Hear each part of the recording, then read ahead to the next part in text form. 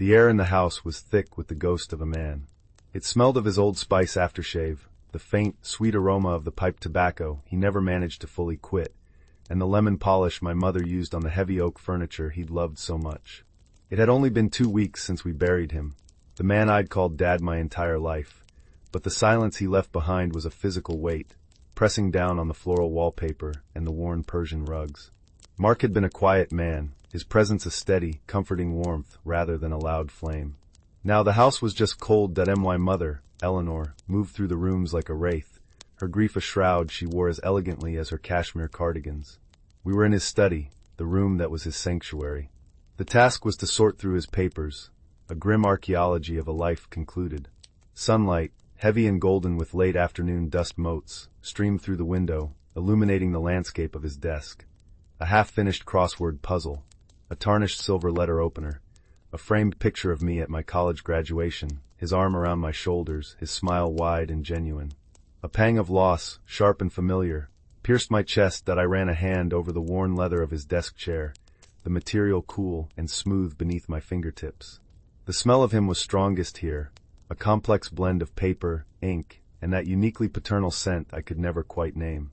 I was supposed to be sorting through bank statements, but my fingers found their way to the small, locked drawer on the bottom right. Mark always said it was where he kept his sentimental nonsense. He'd given me the key on my 30th birthday last month, a tiny, ornate brass thing on a simple silver chain. For when you need to remember the old man, he'd chuckled, his voice already thinned by his illness. I hadn't understood then. What are you doing, Clara? My mother's voice was soft, but it held a new, brittle edge I wasn't used to. She stood in the doorway, a stack of manila folders clutched to her chest like a shield. Just looking, I murmured, my fingers closing around the key I wore around my neck, hidden under my sweater. The metal was warm from my skin. He gave me the key to this one.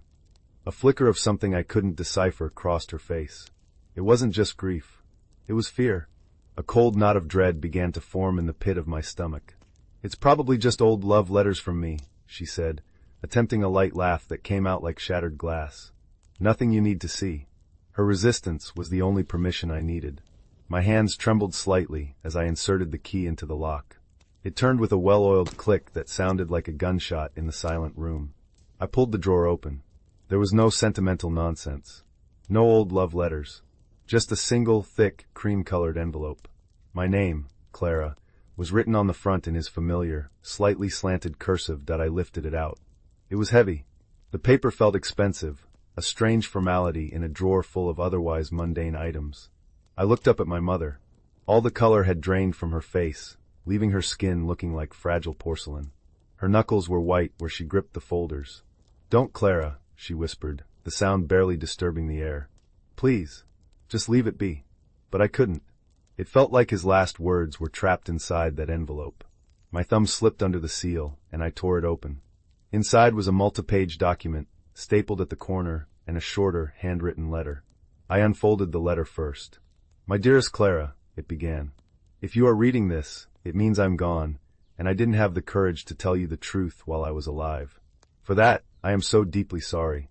More sorry than you can ever know. I have loved you as my own daughter from the moment your mother brought you home. In my heart, that is what you have always been and always will be. My daughter. But there is a truth you deserve to know, a truth I helped your mother keep from you. I was wrong to do so.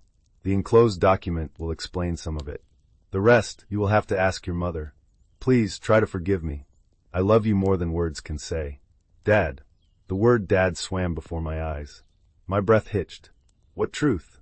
My heart hammered against my ribs, a frantic, trapped bird. I looked at the other document. It was a legal form, full of jargon and fine print.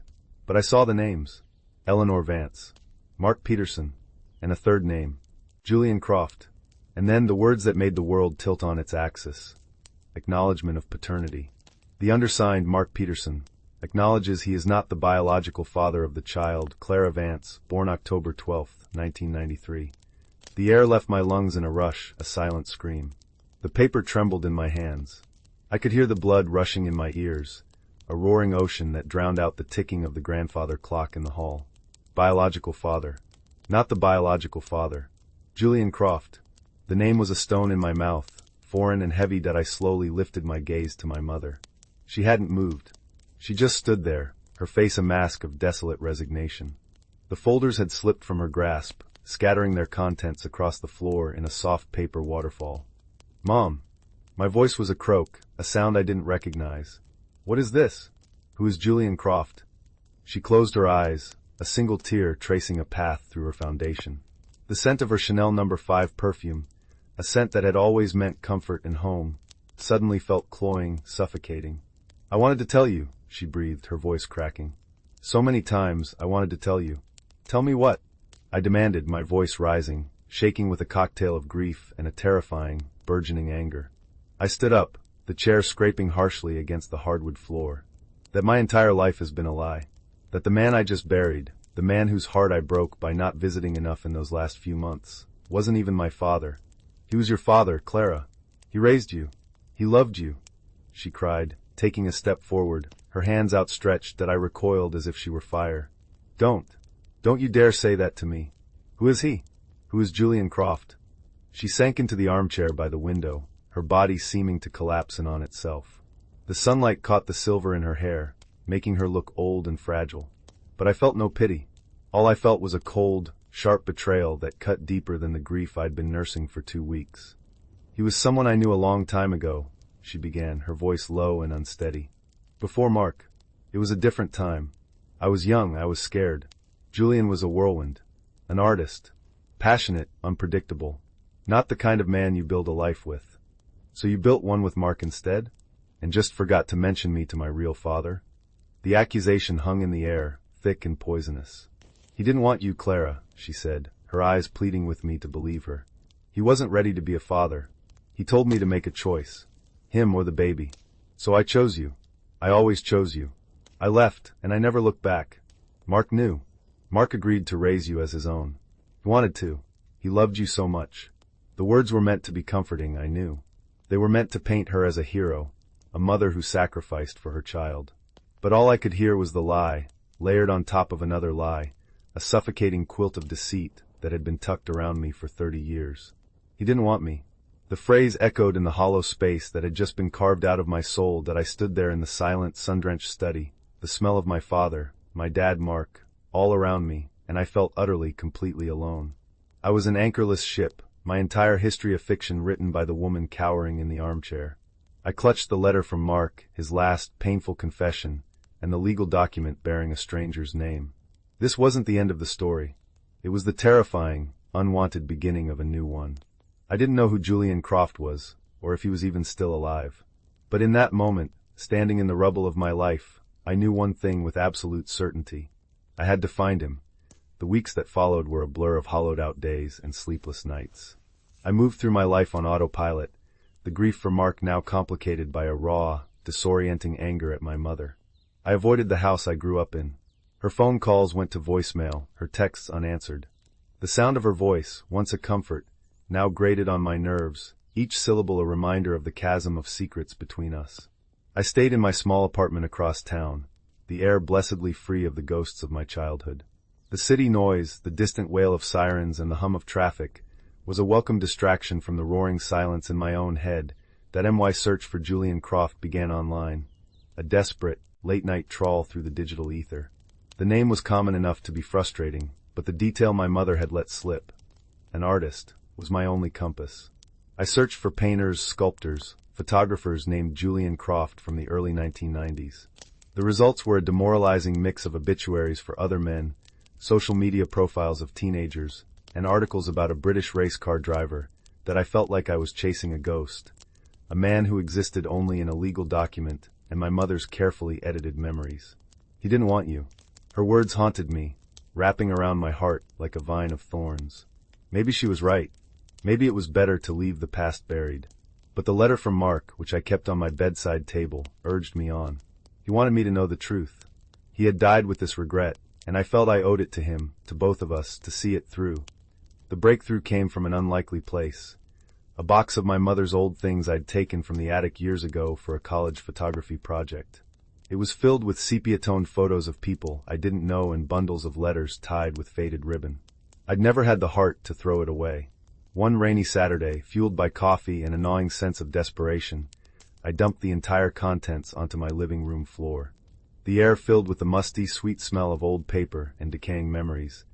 And there, at the bottom of the box, was a small black-and-white photograph. A young woman, my mother, her hair long and wild, was laughing, her head thrown back. Her arm was linked with a man's. He was looking at the camera, a half-smile playing on his lips.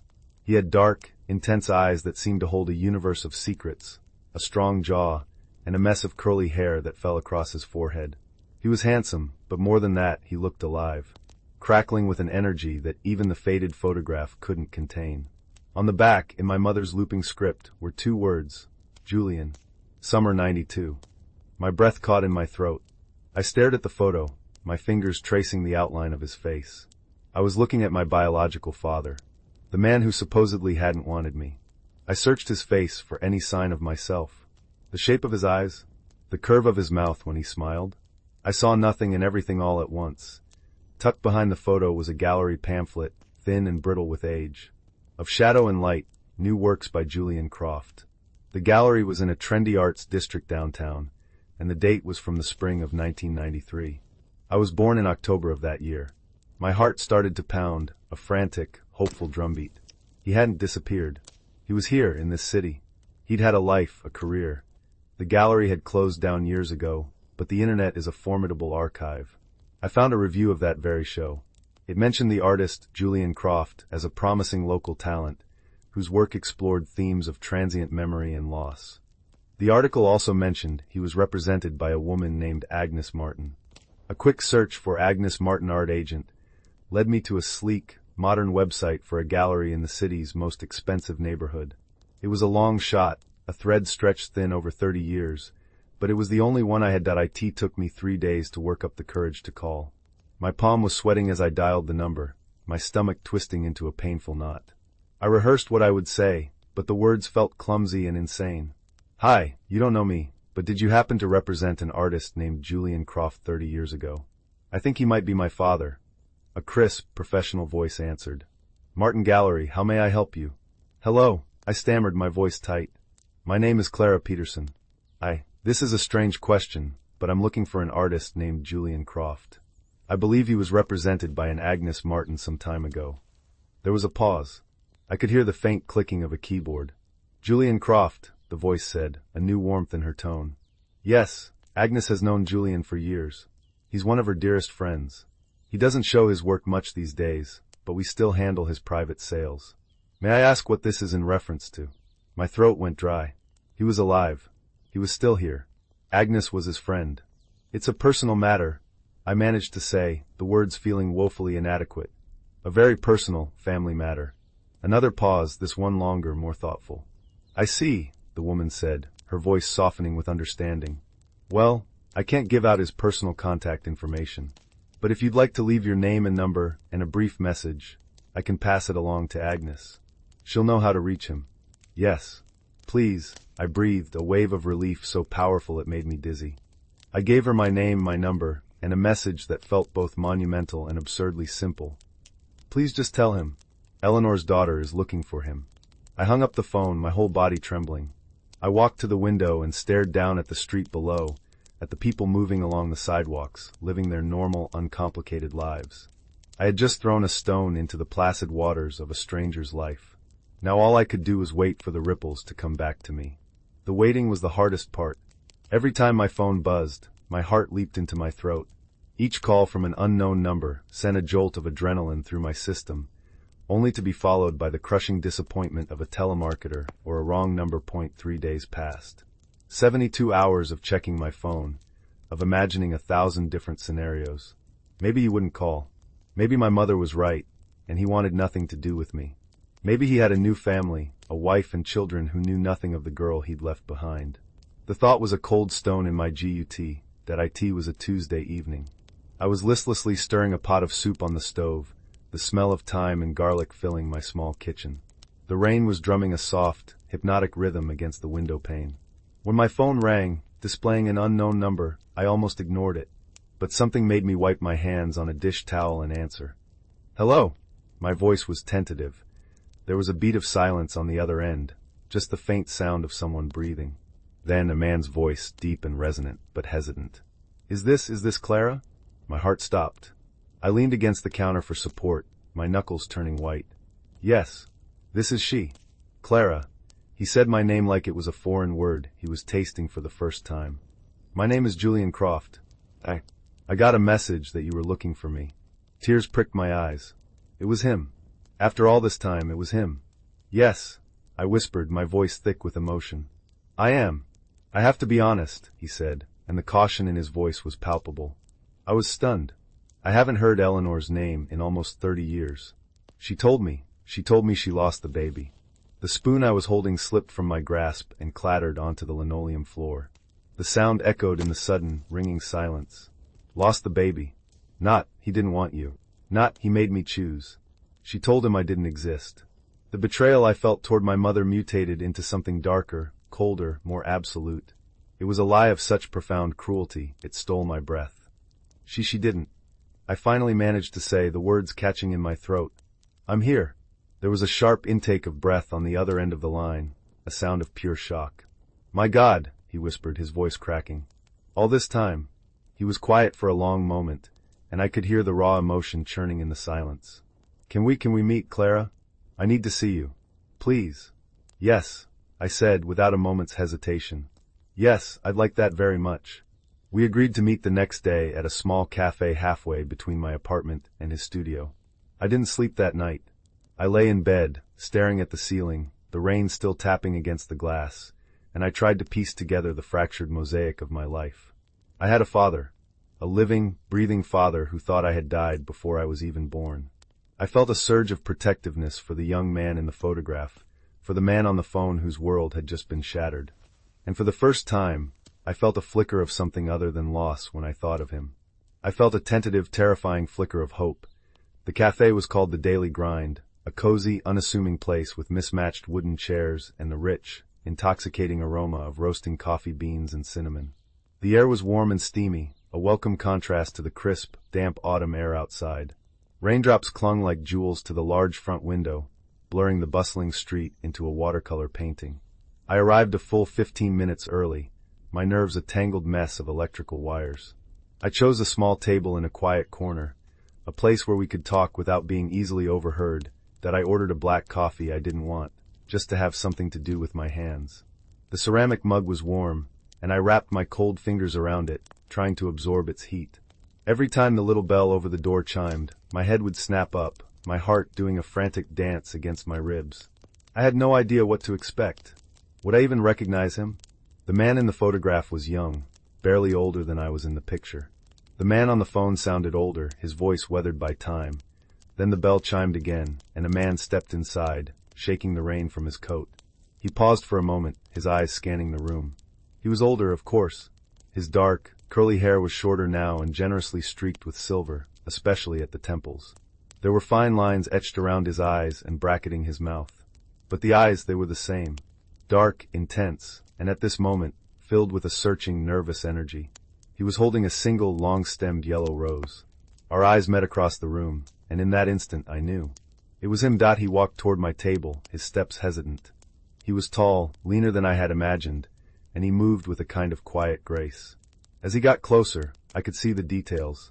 The worn collar of his denim shirt, the faint smell of turpentine and linseed oil that clung to him like a second skin, a scent of creation. It was a smell I'd never known, yet it felt instantly, strangely familiar. Clara? He asked, his voice even deeper in person that I could only nod, my throat too tight for words. He gestured to the empty chair. May I? Please. I whispered. He sat down, placing the yellow rose carefully on the table between us. The silence that followed was thick and heavy, filled with 30 years of unspoken words. We just looked at each other, two strangers bound by blood, trying to bridge an impossible gap of time and lies. I saw the shock in his eyes, but I also saw an aching sadness, a profound sense of loss that mirrored my own. And beneath it all, there was a flicker of wonder. You look like her, he said finally, his voice soft. Your mother, when she was young. But your eyes, I think you have my eyes. I gave a small, watery smile. I've been told I have my mother's stubbornness. A faint, sad smile touched his lips. She was certainly that.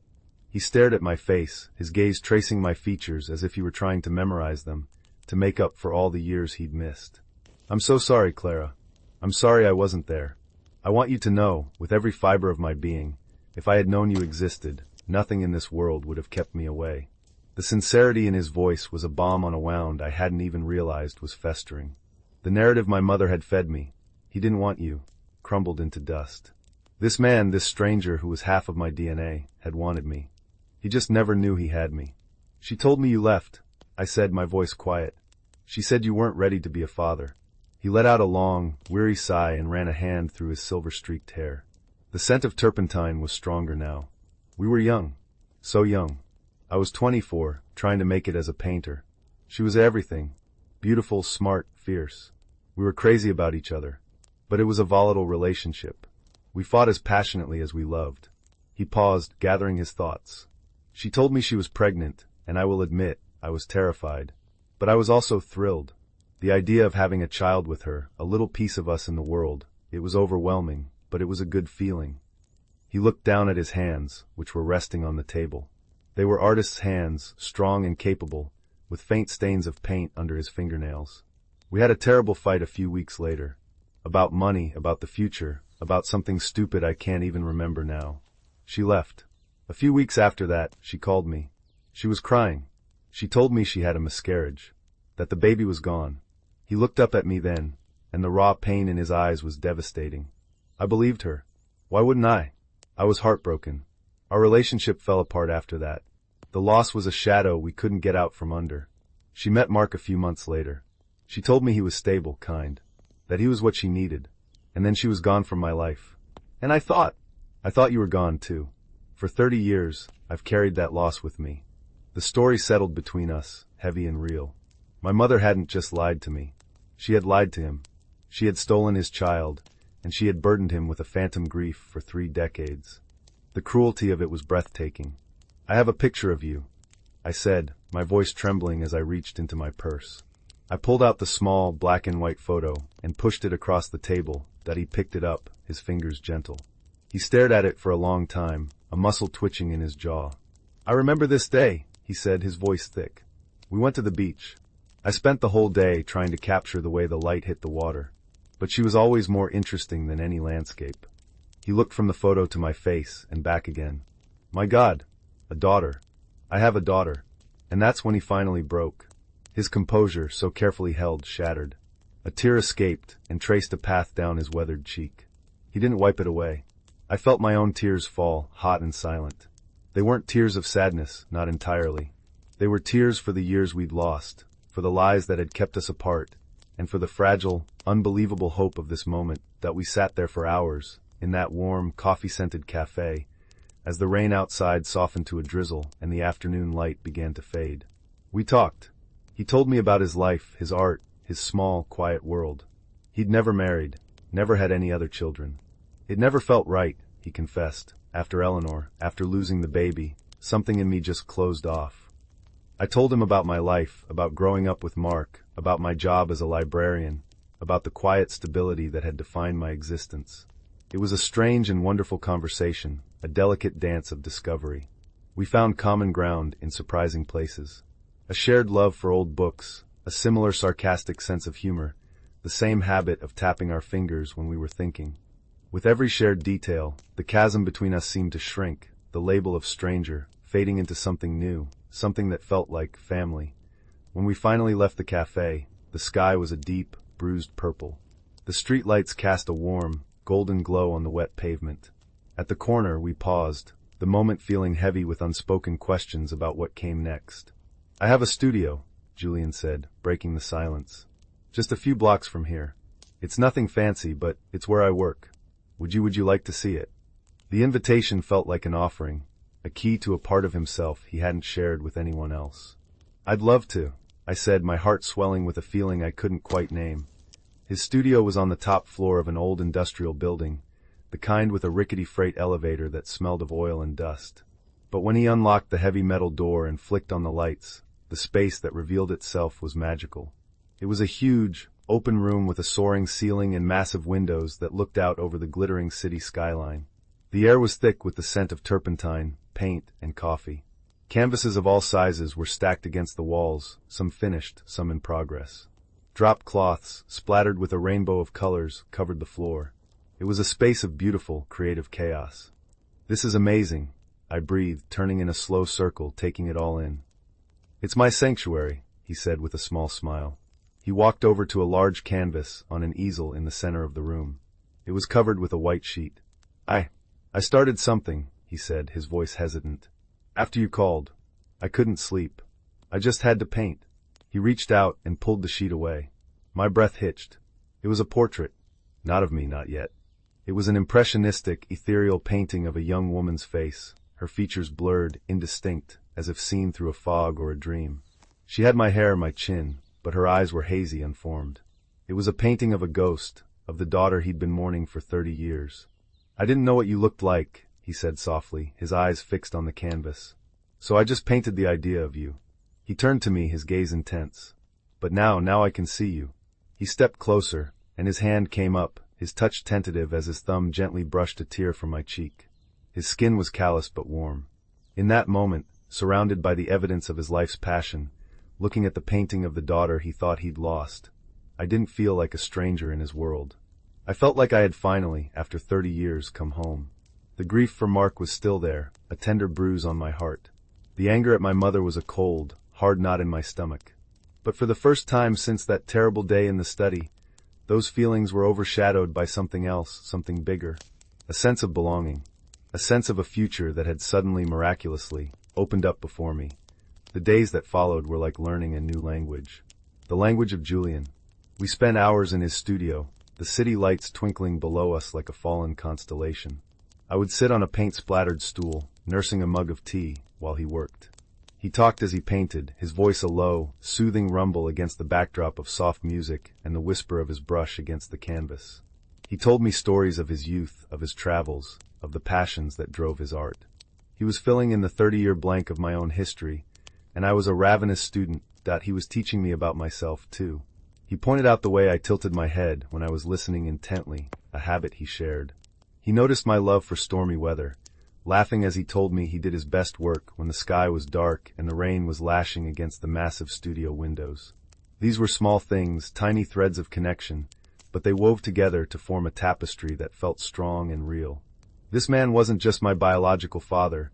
He was, in some fundamental, undeniable way, my kin. He was also repainting the portrait. The hazy, ghost-like features were slowly coming into focus. Each day, my face on the canvas became clearer, more defined. He was painting me not as an idea, but as a person, as his daughter. Watching him work was mesmerizing. He would stare at me for long moments, his dark eyes intense, not seeing just a face, but seeing the history, the bone structure, the life that had been lived without him. And then he would turn to the canvas and, with a few deft strokes, capture a truth about me I hadn't even seen in my own mirror point one afternoon. While the smell of wet paint and brewing coffee filled the air, he told me about his parents. My grandparents. They had passed away years ago, but he spoke of them with a deep, abiding love. His father, a quiet history professor. His mother, a boisterous woman who loved to garden and bake. He pulled out a dusty photo album, and for the first time, I saw their faces. I saw the lineage I came from, the other half of my story. I saw my grandfather's nose on my own face, my grandmother's smile in the photo of Julian from 1992. It was like finding a missing piece of a puzzle I never knew I was solving. But with this newfound joy came a growing, unavoidable dread. I had to face my mother. I had been ignoring her calls, her texts, her desperate, pleading voicemails. It was an act of self-preservation, a way to give myself the space to breathe and to get to know Julian without her narrative poisoning the air. But I couldn't hide forever. Julian deserved a confrontation, and I deserved the whole, unvarnished truth, no matter how ugly that I decided to go on a Sunday. Sunday had always been family day. Sunday roast, my mother bustling around the kitchen, the scent of rosemary and garlic filling the house, Mark in his armchair reading the paper. The memory was so vivid it was painful. Now, the idea of walking into that house felt like walking into a stranger's home that I didn't call ahead. I just drove over, the car's engine a low hum against the pounding of my own heart. The house looked the same. The rose bushes Mark had so carefully tended were in full bloom, their pink and red blossoms a cheerful, heartbreaking sight. I used my key to let myself in. The house was silent. The air was stale, lacking the usual sense of baking or lemon polish. It smelled like dust and sorrow. I found my mother in the living room, sitting in the dark, the curtains drawn against the bright afternoon sun. An empty teacup sat on the end table beside her. She looked smaller than I remembered, diminished by the weight of her lies and her grief. She looked up as I entered, her eyes wide and startled. "Clara," she breathed, her voice raspy. She started to stand, to rush toward me, but I held up a hand to stop her. "Don't," I said, my voice cold and steady. It was a voice she had never heard from me before. "I don't want a hug. I don't want your apologies. I want the truth."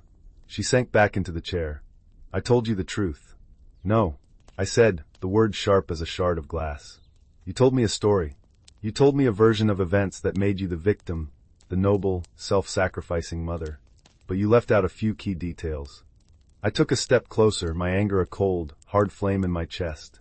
"You told me he didn't want me. You told me he made you choose." "He did," she insisted, her voice trembling. "He was wild, unreliable. He was 24. I shot back, my voice rising. "He was a terrified, thrilled, 24-year-old kid who was excited to be a father. But he never got the chance, did he? Because you told him I was dead. You told him you had a miscarriage." The color drained from her face. She looked like she'd been struck. Her mouth opened and closed, but no sound came out. The silence in the room was deafening. "You didn't just lie to me, Mom," I continued, the word mom tasting like poison on my tongue. "You stole me from him, and you stole him from me. You let that man, a good man, grieve for a child that was alive and well for 30 years. You let me grow up believing my own father abandoned me. How could you be so cruel?" Tears were streaming down her face now, silent and pathetic. "I was scared," she finally wailed, the sound raw and desperate. "I was alone. He was never going to settle down. He was going to break our hearts. Mark was safe. He was kind and steady. He could give you a good life, a stable life. I did it for you, Clara. To protect you." "Protect me?" I laughed, a harsh, bitter sound. "You built my entire life on a foundation of lies. You think that's protection? Mark was a good man. He was the best father I could have asked for. But he deserved better than to be a part of your lie. And I deserve the truth. Julian deserved the truth. You robbed us all. You talk about protection, but this wasn't about protecting me. This was about controlling the narrative. This was about you getting what you wanted, no matter who it hurt." I walked over to the mantelpiece, where the photos stood like a row of accusations. Me and Mark at the zoo. The three of us on a family vacation, smiling for the camera. A whole life, curated and framed. I picked up the most recent one, a photo from Christmas just last year. We all looked so happy. It felt like looking at strangers. "He's a wonderful man," I said quietly, turning back to face her. "My father, Julian. He's kind and funny and talented. He never remarried. He never had other children. Because you broke something in him, all those years ago. You let him carry that grief his whole life." I set the picture frame down with a sharp click. "I don't know if I can ever forgive you for this. For the years you stole. For the grandparents I never met. For the father I'm only just getting to know at 30. I turned and walked toward the door, my footsteps echoing on the hardwood floors. "Clara, wait," she cried, her voice desperate. "Please don't go. Don't leave me." I paused at the door, my hand on the knob, but I didn't turn around. "You're the one who left me, Mom," I said, my voice barely a whisper. "A long, long time ago. You just never told me." I walked out of the house, closing the door softly behind me. I didn't slam it. There was no catharsis in that. There was only a profound, bottomless sadness. As I walked to my car, the scent of the roses felt suffocating. I got in, started the engine, and drove away from the house I grew up in, watching it shrink in my rearview mirror until it was gone. I didn't know if or when I would be back. The home I had known was gone, replaced by a museum of secrets. But for the first time, I felt like I was driving toward a home that was real. Months bled into a year. The seasons turned, painting the city in new colors, and with them, my world settled into a new shape. My relationship with Julian flourished, growing from the tentative shoots of our first meeting into a deep, sturdy oak. It wasn't always easy. There were moments of awkwardness, of mourning the lost time. We had to learn each other's rhythms, the shorthand of a lifetime, in a compressed period. We had birthdays to celebrate for the first time, holidays to navigate. Our first Christmas together was in his studio, a small, twinkling tree in the corner, the scent of pine mingling with the smell of oil paint. He gave me a set of first edition books by my favorite author, and I gave him a beautiful, hand-bound leather sketchbook. We were building our own traditions, our own history, one memory at a time. The portrait he had started was long finished. It hung in the main room of the studio, a place of honor. It was me, truly me. He had captured the spark in my eyes, the slight, thoughtful frown I get when I'm reading, the resilience that I was only just beginning to see in myself. Looking at it felt like being seen, truly and completely. For the first time, my relationship with my mother remained a fractured, desolate landscape. After I walked out of the house that day, a deep silence fell between us. I couldn't bring myself to call, and I think she was too ashamed, too broken to reach out to me. The anger I had felt had cooled, leaving behind a heavy, aching sadness. I grieved for the mother I thought I had, the simple, uncomplicated love I thought we shared. That was a loss as profound as any other. Eventually, she sent a letter. A thick envelope in her familiar, elegant handwriting. It wasn't filled with excuses or justifications. It was just a long, rambling, painful confession.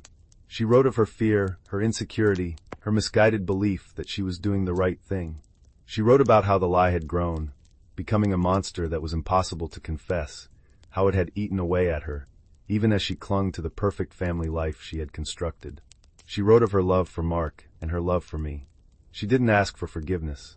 She only said she was sorry, that she would live with the regret for the rest of her life. That I read the letter and I cried. I cried for the young, scared woman she had been. I cried for the choices she had made. I didn't reply. It was too soon. The wound was too deep. Forgiveness felt like a distant country I wasn't ready to visit. One crisp autumn day, exactly 1 year after I first met Julian, he held a small, private showing at his studio.